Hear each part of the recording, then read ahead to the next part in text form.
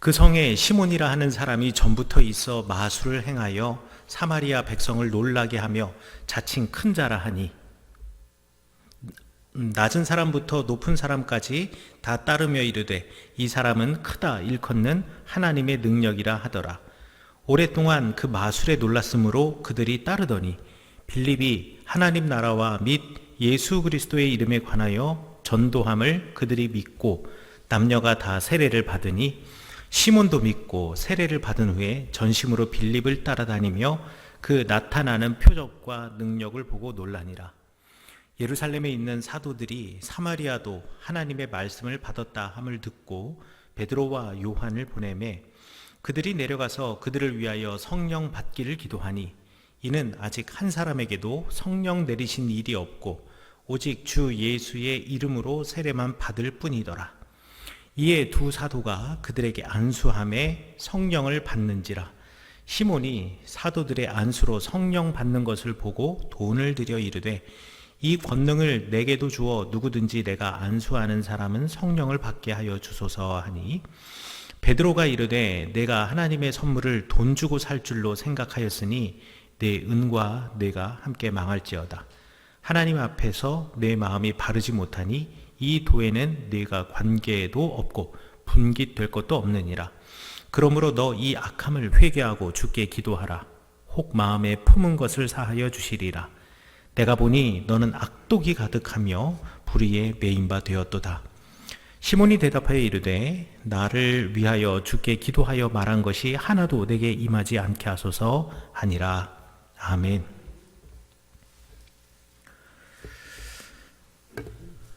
우리 감리교의 창시자, 우리 감리교 운동의 처음 시작을 하신 분이 존 웨슬리 목사님이시죠. 작년 5월 달에 우리 항상 5월 달 맨 마지막 주가 웨슬리 회심 기념 주일인데요.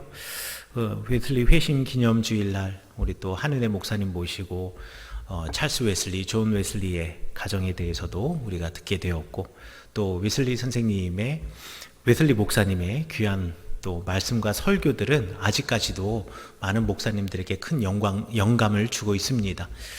이 웨슬리 선생님께서 구원에 이르는 4가지의 단계에 대해서 설명을 해 주셨습니다. 우리 첫 번째는 선행 은총이라고 말하고 있고요. 그 다음에 칭의, 그리고 성화, 그리고 그리스도의 완전에 이르는 구원에 이르는 단계가 있다라고 설명해 주셨는데요. 말 자체가 쉬운 말이 아니에요. 선행 은총, 쉽게 말해서 은혜거든요. 주님이 먼저 값없이 그리고 대가 없이 부어주시는 은혜, 그 다음에 칭의라는 것은 의롭다함, 그리고 성화, 그러니까 거룩해지는 거죠. 그리고 맨 마지막 그리스도의 완전에 이르게 된다라고 이야기를 하는데요. 제가 이 말을 조금 쉽게 설명해 드리도록 하겠습니다. 사실 이것은 우리의 신앙생활의 단계와 우리 신앙의 단계와 그렇게 크게 다르지 않습니다. 그것을 좀 학문적으로 좀 체계적으로 표현해 놓은 것이 선행적 은총, 선행 은총, 칭의, 그 다음에 성화, 그리고 그리스도의 완전이다라고 생각하시면 될 것 같아요. 특별히 여기는 이제 오늘 2부 예배는 학생들도 함께 있으니 제가 쉽게 설명해 드리면은요. 우리는 하나님의 형상을 따라 지음을 받은 인간입니다.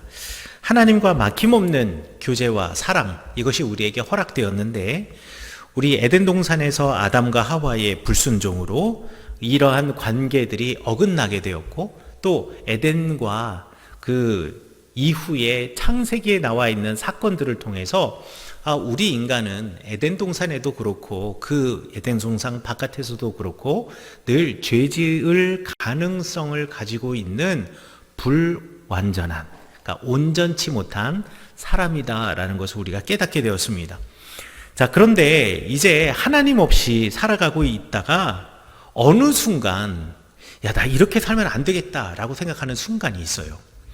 이것이 내가 신앙적인 어떤 동기일 수도 있고요. 그렇지 않을 수도 있습니다.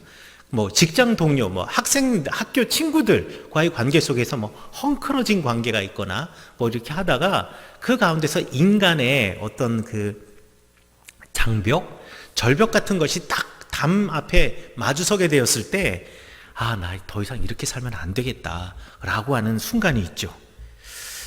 세상 사람들은 그런 순간을 뭐라고 표현할지는 모르겠지만 우리는 바로 그런 순간을 뭐라고 이야기하냐면 하나님께서 우리에게 깨달음을 주시는 순간이다라고 이야기를 합니다. 그러니까 이거 아주 그냥 평범한 순간일 수도 있어요. 하지만 이게 주님의 은혜라는 거예요. 왜? 내가 죄의 회개까지는 아니더라도 내가 이러지 말아야겠다. 이렇게 살지 말아야겠다. 내가 나를 바꾸어야 하겠다라는 생각이 들게 할 때, 생각이 든다라는 거. 이게 바로 하나님의 은혜라는 겁니다. 그러니까 하나님의 은혜하면은요, 여러분들 너무 어마어마하게 대단한 거를 생각하시지 마세요. 그냥 우리 가장 일상 속에서 우리에게 주시는 하나님의 은혜가 있습니다. 그래서 이것을 갖다가 좀 멋진 말로, 신학적인 말로 표현하는 것이 선행은총. 그러니까 하나님이 먼저 우리에게 은혜를 주셨다라는 겁니다. 그런 생각이 들도록 하게 해주셨다. 그래서 이제 신앙 좋으신 분들 속에서 주님께서 내게 이런 마음을 주셨어요 라는 표현 쓰잖아요. 그러면 사람들이 뭐라고 물어보냐면 그게 진짜 주님 주신 마음인지 어떻게 알아요? 정말 주님이 그렇게 음성으로 말씀하셨어요? 이렇게 물어보실 수가 있는데 그 표현, 주님께서 내게 이런 마음을 주셨어요 라는 게 내가 이런 은혜를 받았습니다 라는 말로 여러분들이 바꾸어서 생각을 한다면 저 사람의 삶 속에서 내가 이런 생각이 나게 했고 그런 생각이 들게 한 것, 이게 주님의 은혜구나 라는 저 사람의 신앙 고백이구나 라고 생각하시면 되겠네요. 그렇게 선행 은혜를 우리가 받았거든요. 받고 난 다음에 그 다음에 우리 여러분들 생각해 보면 은혜를 받고 난 다음에 여러분들이 어떻게 반응하십니까? 여러 가지 반응이 있겠지만 그래도 우리 기독교인으로서 이미 기독교인이 된 우리는 어떻게 반응을 하냐면 그래, 내가 이런 문제가 있고 내가 삶을 이렇게 바꿔야 하겠는데 이렇게 바꾸자니 어떻게 바꿔야 할지, 그 삶에서 완전히 돌아서려면 어떤 방식으로 돌아야 할지 예가 있거나 어떻게 돌아야 한다라는 어떤 지침이나 가르침이 있으면 되게 편할 텐데 바꾸긴 바꿔야겠는데 막막하잖아요. 그런데 그 상황 속에서 우리 주님께서 이 상황에서 어떻게 하셨고 우리 주님께서는 이런 경우에 어떻게 하셨다라는 것을 우리 성경으로, 말씀으로 우리에게 알려주시거든요. 그래서 우리 예수님만이, 우리 하나님만이 나의 삶이 어떻게 바뀌어져 나아가야 하는지를 알려주시는 분이구나 라는 것을 깨닫게 되고, 내가 어떤 실수나 어떤 잘못이나 어떤 인생의 고난과 문제에 있어서 벽에 마주쳐 섰을 때 왜 우리 한없이 작아지잖아요. 그리고 어떤 사람은 이거 너 때문이야, 이거 너 잘못이야 라고 이야기를 하면서 우리가 막 움츠려들잖아요. 이렇게 움츠려들 때, 사람들이 우리를 평가절하할 때, 아니야, 너는 그래도 내가 사랑하는 내 아들이야, 내 딸이야, 너는 정말 소중하단다 라고 말씀해 주시는 그 은혜. 그러니까 사람들이 이게 너 잘못이야, 이건 네가 잘못한 거야, 너 때문이야 라고 말하는 것을 우리 성경의 표현으로는 정죄한다 라는 표현을 쓰고, 우리 주님께서 아니야, 너 때문이 아니야, 누구나 실수할 수 있어, 너는 소중한 사람이야, 넌 정말 가치 있는 사람이야 라고 말씀해 주시는 것을 우리 성경에서는 그리스도 예수 안에서 누구도 정죄함이 없다라는 표현을 쓰거든요. 정죄함이 없으니까 우리가 주님 안에서 정죄함이 없다라는 표현을 갖다가 좀 어려운 말로 칭의, 의롭다함을 받는다라고 표현을 했다라고 생각하시면 됩니다. 그러니 우리가 주님, 내가 인생의 문제에 딱 달아났을 때 나 이렇게 살면 안 되겠다, 내가 인생을 바꿔야겠다라는 생각을 주신 하나님의 은혜, 그리고 내가 주님처럼 살아야지, 그래, 내가 이 인생의 문제를 해결할 수 있는 방법은 주님밖에 없어, 예수님께서 가르쳐 주신 삶대로 살아야 돼 라고 생각하고 그 안에서 주시는 그래 익상아, 그래 아무개야, 너는 소중하단다, 너는 내가 사랑하는 아들과 딸이다 라고 불러주시는 그 주님을 알게 되었을 때 우리는 칭의의 단계로 가게 되는 겁니다. 그리고 난 다음에 나는 소중하다라는 그 말씀에 하나님께서, 우리 주님께서는 이렇게 말씀하시고, 왜 소중한지 알아? 왜냐하면 너는 나의 형상대로 만들어진 내 사람이니까. 우리 안에 하나님의 형상이 있으니까 라고 하면서 나는 하나님의 형상을 닮은 가치 있는 존재다라고 생각하는 순간, 그래, 그럼 나 이제 새롭게 살아야지. 내가 과거에는 이렇게 살았지만 이제 완전히 바뀌어서 나 이제 새롭게 살아야지 라고 다짐을 하게 됩니다. 이러면서 버려야 할 과거를 이제 과감하게 버리기 시작하죠. 자, 그런데 이거 버리는 거 쉽습니까? 쉽지 않아요. 예를 들어서 내가 과거에는 예를 들어서 과거까지도 필요 없습니다. 현재 나는 습관적으로 틈만 나면은 핸드폰을 보면서 유튜브를 보거나 아니면 핸드폰을 보면서 SNS를 하거나 틈만 나면, 그러니까 사람과 대화보다는 쉬는 시간만 되면 핸드폰을 먼저 꺼내서 이걸 하는 게 더 나에게는 익숙한 삶인데, 내가 이제 주님 알았기 때문에 핸드폰 보고 유튜브 보면서 그게 즐겁고 좋은 것도 좋지만 이제 조용히 나도 한번 기도하는 시간을 좀 가졌으면 좋겠다. 아니면 나도 조용히 말씀 한 구절 읽었으면 좋겠다 라고 생각할 때, 여러분 그거 바꾸기 쉽습니까? 그거 금방 안 바꿔져요. 좀처럼 독한 사람 아니면 그거 안 바꿔집니다. 나는요, 평생을 예를 들어서 힘든 일을 하고 나면 이 힘든 일을 한번 해소하기 위해서 이렇게 술 한 잔 마셔야 돼요. 내가 이러면서 새 힘을 얻어요. 그런데 어느 순간 나의 삶을 좀 바꿔야겠다. 내가 이거 돈 들여서 이런 거 하는 것보다 내가 힘들고 어려울 때 샤워 한번 딱 하고, 그리고 내 아내와 그 시간에, 내가 술 마시는 시간에 좀 이야기를 나누고 아이들과 대화를 나누면서 뭔가 좀 가정의 분위기를 바꿔야겠다라고 마음에 다짐을 했을 때, 여러분 그거 쉽던가요? 그거 쉽지 않습니다. 절대 쉽지 않아요. 그런데 이게 내 힘으로는 할 수 없지만 그럼에도 불구하고 성령의 도우심으로는 가능하다라는 믿음을 가지고 나 새롭게 시작할 거야 라고 할 때, 주님 나는 힘이 없지만 주님 도와주세요 라고 주님 의지하기 시작할 때, 이때 성화가 시작이 되는 겁니다. 왜요? 그동안은 내 의지대로 살았지만 이제는 주님께 맡겼으니까. 그리고 이 성화는요, 단 한 번 있는 일이 아닙니다. 여러분, 인생의 간증은요, 단 한 번 있는 게 아닙니다. 인생의 간증은요, 날마다 있어야 돼요. 왜? 우리는 날마다 새롭게 변화되어야 하니까. 우리가 주님의 길은 여긴데 정반대 이쪽 길을 가고 있거든요. 단 한 번에 이렇게 확 바뀌어지는 경우가 그거 쉽지 않습니다. 조금씩 바꿔가야 되거든요. 이게 성화예요. 성화의 단계를 한 번 거쳤다고 해서 이 사람이 완전해지는 게 아닙니다.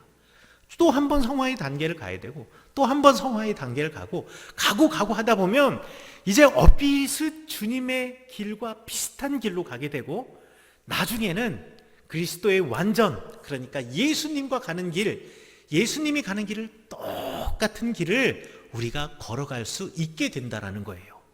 이게 바로 웨슬리 선생님이 말하는 그리스도의 완전이라는 겁니다.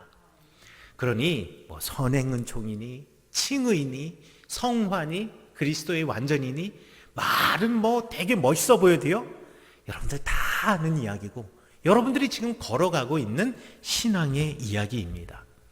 여러분들은 이 신앙의 단계에서 지금 어떤 단계에 계시나요? 칭의의 단계에 계시나요? 성화의 단계에 계시나요? 아직 선행은총의 단계에 있으시나요?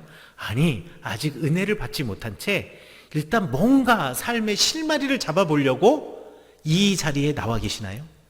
뭔가 삶의 실마리를 잡아보리라 라는 생각이 들었다는 것 자체가 은혜이기 때문에 여러분들은 적어도 선행은총의 단계에는 모두 다 계십니다. 그러나 우리가 조금 더 신앙생활을 하면서 한 단계 구원에 이르기 위해서 칭의로, 성화로 우리의 삶을 바꾸어 나아가야 하겠습니다. 오늘 성경 말씀에서는 그 신앙의 인생의 단계에서 실패했던 한 사람의 이야기가 나와 있습니다. 여러분들, 스데반이 죽고 난 다음에 순교자 스데반에 의해서 복음의 씨앗이 사마리아 땅에 뿌려지게 되었습니다. 왜냐하면 스데반이 죽고 나서 많은 핍박이 있게 되자, 물론 베드로와 사도들 같은 경우에는 끝까지 예루살렘에 남아서 예수님의 명령 그대로 예루살렘에서 복음 전하는 일, 유다 땅에서 복음 전하는 일을 하였는데, 그리고 더 많은 사람들은 핍박을 피하여서 어디로 이동을 했냐면 사마리아 땅으로 이동을 했습니다. 교회는요, 핍박 가운데도 위축되지 않았고 사마리아 땅으로 그 지경을 넓혀 나갔습니다. 그리고 이 빌립이라는 사람이 사마리아 성에서 그리스도의 복음을 전할 때 그 땅에 이미 아주 유명한 시몬이라고 하는 사람이 있었습니다. 우리 이 시몬을 우리 성경에서는 무엇이라고 이야기를 하냐면 마술을 행하던 사람이다라고 이야기를 하는데요. 이 마술을 행하던 시몬을 갖다가 우리 흔히 시몬 마구스가 이제 마술사라는 의미, 마술사 또는 마법사라고 우리가 이제 번역을 할 수가 있는데요. 사실 이 시몬, 마술을 행하는 시몬이다라 할 때 시몬 마구스는요, 메디아 땅, 지금 현재를 기준으로 하면 이란 땅에서 제사장들을 가리키는 말이 마구스였습니다. 그런데 이것이 이제 점차 넓게 사용되어져서 이 마구스는 우리가 생각하는 뭐 텔레비전에서 나오는 그런 마술일 수도 있고요. 쉽게 말해서 이제 첫 번째는 이 화학자. 여러분, 화학자들은요, 어떤 물질의 특성을 연구를 통해서 아는 거죠. 화학자들을 과거 중세시대에는 연금술사라고도 불렀는데, 어떤 물질과 어떤 물질이 만났을 때 뭐 기체가 발생한다, 어떤 물질과 어떤 물질이 만나면 이 물질이 녹는다, 뭐 이런 것들을 연구하고 알게 되어서 그들끼리 이제 이렇게 은밀하게 전달을 해주고 그 지식을 배워나가면서 사람들에게 신기한 것을 보여주고 그 신기한 그 자기의 능력을 통해서 존경을 받던 사람. 그리고 또 이런 사람들은 약제사들도 많았습니다. 그래서 들에 나와 있는 많은 풀들 있지 않습니까? 이런 풀들을 가지고 뜯어서 어떤 약재와 효과가 있는지, 그래서 그런 것들을 섞어가지고 사람들을 낫게 한다거나, 내지는 그런 것을 태워가지고 연기를 나게 해서 사람들을 또 환각 상태에 빠뜨려가지고 아주 기분을 좋게 해준다거나, 뭐 이런 것들이고요. 또 이런 환각 물질이 과거에 가장 많이 쓰였을 때가 수술할 때였습니다. 예전에는 마취제나 이런 것들이, 진통제 이런 게 없었잖아요. 그러니 수술을 할 때 얼마나 사람들이 고통스럽겠습니까? 이때 환각 성분이 있는 풀이나 이런 것들을 태워가면서 또는 약재를 만들어서 이 사람들에게 그 감각을 무디게 한 상태에서 수술을 해야 했기 때문에, 이런 마구스라고 하는 사람은 뭐 의사의 역할을 한다거나 약재상의 역할을 한다거나 내지는 어떤 화학자와 같은 역할, 이런 역할들을 많이 했습니다. 이런 것들을 갖다가 과거에는 마술 또는 마법이라고 생각하기도 했지요. 자, 그런데 이러한 사람의 눈속임 내지는 연금술사 내지는 뭐 약재상이 할 수 있는 능력이 얼마나 대단했는지, 이 사람이 하나님의 능력을 가진 사람이라고 사마리아 사람들로부터 인정을 받고 칭찬을 받기 시작했던 거예요. 그때에 이 마구스 시몬이 우쭐해 있던 이때에 그 사마리아 땅으로 예수 그리스도를 따르는 빌립이라는 사람이 찾아오게 되었는데, 빌립과 예수님을 따르는 사람들이 그 땅에서 예수 그리스도의 이름으로 기적을 행하기 시작하는 겁니다. 그런데 이 기적은 내가 행하는 것과 너무 질적으로 다른 거예요. 이 빌립의 사역은요, 우리 성경에 나와 있는 것처럼 귀신 들린 사람들로부터 귀신이 떠나가고 중풍병자가 고침을 받고 걷지 못하는 사람들이 걷게 되는 겁니다. 자, 이것을 보면서요, 시몬은 매우 놀라워했습니다. 내가 쓰는 의술, 약재술, 그리고 있던 화학의 공식, 이런 것으로는 도저히 따라할 수 없는, 이것으로는 도저히 어떻게 설명할 수 없고 내가 그것을 재현해낼 수 없는 이런 놀라운 일들이 벌어지네 라는 놀라움에 빠지게 된 겁니다. 이러면서 무슨 생각을 하게 되었느냐, 내가 빌립을 쫓아다녀야겠다, 내가 빌립을 알고 싶다, 그리고 예수 그리스도를 알고 싶다 라는 마음이 그 시몬의 마음속에 들어오게 된 겁니다. 그 시몬의 마음속에 그 생각이 들어온 것 자체가 사실 은혜였습니다. 그런데 그런 생각이 든 사람이 이런 생각을 가지고 무엇으로 나아가느냐, 이거는요, 또 자신이 어떤 길을 선택하느냐에 따라 달라집니다. 야, 내가 그동안 사람들로부터 내가 알고 있는 화학의 공식이라든가 약재에 대한 지식이라든가 내지는 의학에 대한 지식이라든가 이런 것으로 사람들을 도움을 주었을 때 사람들이 나를 보면서 와, 큰 자이고 저 사람 정말 큰 사람이고 위대한 사람이고 하나님의 능력을 가진 사람이야 라고 칭찬을 할 때 난 너무 행복하고 우쭐했거든요. 그리고 계속 그런 말을 듣기를 원했거든요. 그런데 이제 빌립이라는 사람이 와서 나의 자리를 위협하고 있는 거예요. 그러니 그 사람의 모습을 보면서, 근본적으로 사람을 바꾸는 그 사람의 모습을 보면서, 나는 너무나 부족하구나. 나는 그동안 이런 나의 능력을 가지고 하나님의 능력이라고 우쭐댔는데 하나님이 이렇게 나를 부끄럽게 하시는구나. 내가 이제 온전한 하나님의 사람이 되어야지 라고 하면서 자신의 부족함과 자신의 죄를 자각하면 좋은데, 주님께서 깨닫는 은혜를 주셨음에도 불구하고 그러니까 내가 지금 여기에 만족하지 않고 빌립을 쫓아다니면서 빌립이 가르치는 예수를 따르면 나도 저처럼 기적을 행해서 지금 잠시 하나님의 능력을 가진 자의 위치, 그 위치를 내가 저 빌립에게 빼앗겼는데 내가 다시 그것을 찾아올 수 있지 않을까라는 마음으로 빌립을 쫓아다니기로 작정을 한 겁니다. 그리고서는 빌립으로부터 세례까지 받게 된 거예요. 그리고 빌립이 가는 곳마다 그를 쫓아다닙니다. 쫓아다니는 이유는 뭘까요? 예수님이 좋아서요? 예수님의 말씀을 듣고 싶어서? 아니요, 그거 아닙니다. 나도 빌립이 어떻게 하는가를 보고 나도 빌립을 흉내내려고. 옆에서 잘 보면 내가 그래도 과학자잖아요. 그러니까 잘 보면, 잘 분석해 보면 이거 알 수 있을 것 같아서 빌립을 쫓아다니기 시작한 겁니다. 자, 그때 사마리아에서 기독교인을 믿는 수가 늘어나고 있다라는 말을 듣고 예루살렘에서 베드로와 요한을 보냅니다. 베드로와 요한을 보내가지고요, 베드로와 요한이 이 땅에 와가지고 사마리아에 우리 주님 말씀하신 것처럼 온 유대와 예루살렘과 온 유대와 사마리아와 땅끝까지 이르러 복음이 전해져야 되는데 예루살렘과 유대에 지금 복음이 전해지고 있는데 이제 사마리아까지 전해지고 있다라는 소식에 감격해서 그것을 목도하기 위해서, 그것을 보기 위해서 온 거예요. 와서 봤는데 드디어 주님의 열매가 맺어지는구나 행복해하면서 아직 이 모두가 빌립의 세례, 물로 받은 세례만을 알고 있으니, 그러니 내가 은총을 받고 은혜를 받고 내가 이렇게 살면 안 되지, 내가 주님의 사람으로 살아야지 라고 생각하고 물로 세례를 받고 주님을 따라 살고자 하는 사람들이 생겨나고는 있지만 아직 성령을 받아서 그의 삶을 주님처럼 온전히 바꾸는 사람이 없는 것을 알고 그들에게 성령 세례를 주게 됩니다. 그래서 성령 세례를 사람들이 받고 성령을 받기 시작했다라고 합니다.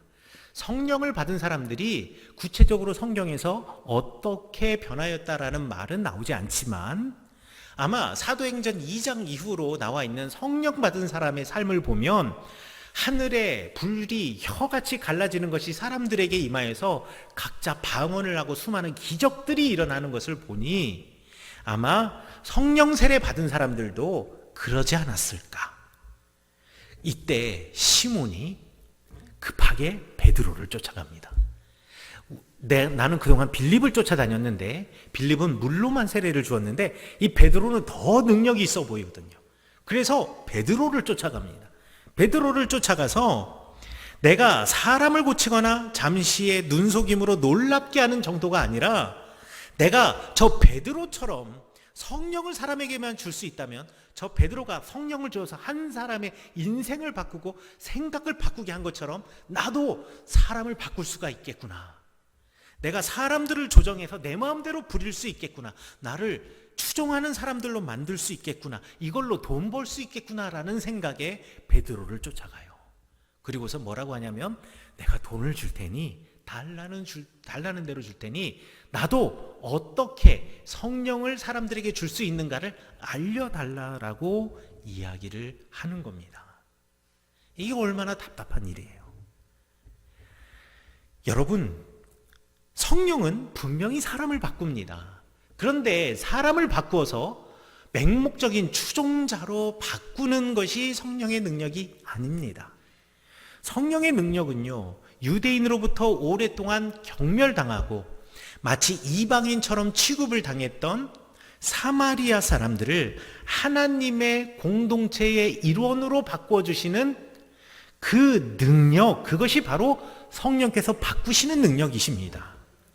그리고 성령은 사람들에게 참 자유를 누리고 사람들이 야, 너는 죄인이야, 너는 안 돼, 너는 우리와 달라 라고 할 때 아니야, 너는 소중한 하나님의 자녀야, 너는 소중한 하나님의 사람이야 라고 말씀해 주시면서 그의 삶을 하나님의 자녀의 삶으로 바꾸고 그가 예수 그리스도를 따라 살아가면서 그 가운데서 서로 사랑하고 서로 기뻐하고 서로 평화를 주며 오래 참고 인내하며 서로를 받아주고 인정해주고 그에게 자비를 베풀고 선한 일을 서로 북돋아주고 그리고 주님 앞에서 충성케 하며 그리고 내가 그리스도 예수의 마음을 가지고 모든 사람을 온유하게 대하고 나의 삶을 방탕하게 만들지 않고 절제함으로 나의 삶을 바꾸는 것이 성령의 능력입니다.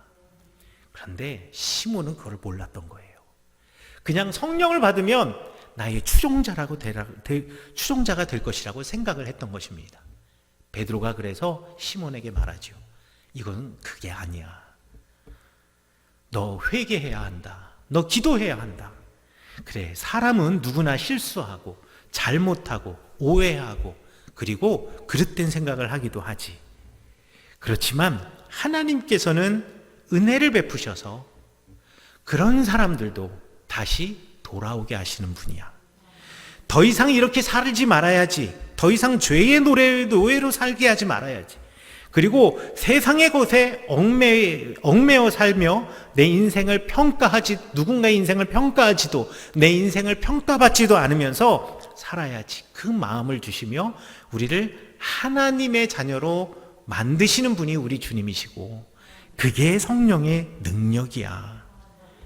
이 땅에서 주님을 알지 못하는 사람들이 추구하는 부와 명예를 위해서 이 성령을 사용하는 것이 아니야.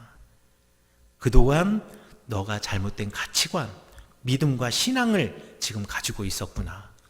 네가 물세례를 받았으나 아직 내 마음에는 온전한 의롭다 하심과 온전한 성화가, 온전한 성령이 없구나.